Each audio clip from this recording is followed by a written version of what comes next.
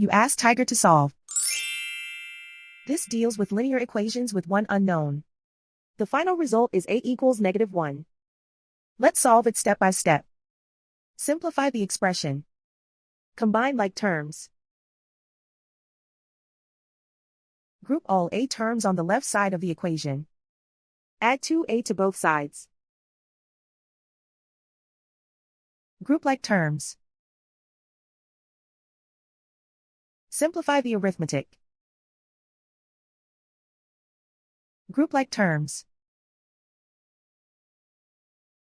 Simplify the arithmetic.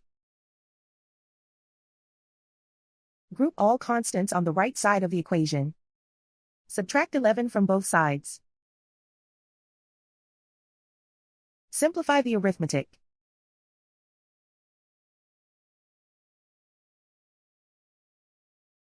And so the final result is a equals -1.